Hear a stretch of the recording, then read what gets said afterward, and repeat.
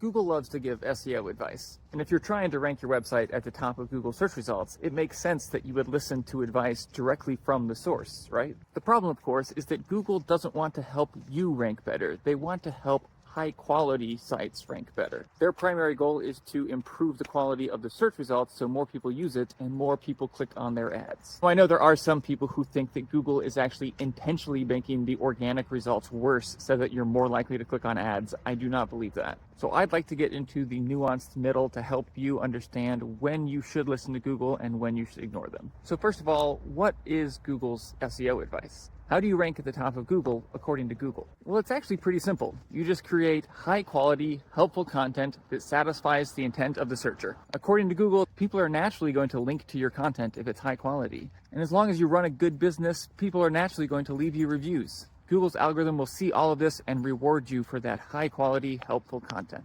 And of course, there is some truth here, but it doesn't really tell you anything about how Google's algorithm works. The truth is, all of this advice is aspirational. But Google isn't transparent about that. Google talks as if their algorithm is already perfectly aligned with their intentions. The truth is their algorithm is still terrible at measuring the quality of content, and there are still plenty of things you can do to trick their algorithm into ranking you higher. But of course, Google doesn't want you to know that. The only thing their algorithm is really good at is understanding the intent of the searcher, which is why I think every good SEO puts a lot of effort into making sure the content they're creating matches the intent of someone searching for the keyword they're trying to rank for. So if Google is just out there pretending their algorithm can do all these things it can't do, why would you listen to them at all? And this is what has understandably led a lot of SEOs into thinking that everything Google says is just part of one giant misinformation campaign. And there is some truth to that. There have been a handful of times where someone high up in the Google search team has spread complete lies about how their algorithm works. Multiple times we've been told that click-through rate is not a ranking factor, and now we know definitively that it is. However, after listening to Google's SEO advice for the last 16 years, I personally feel that intentionally misleading advice is actually very rare. In my experience, 90% or more of the advice we get from Google is advice that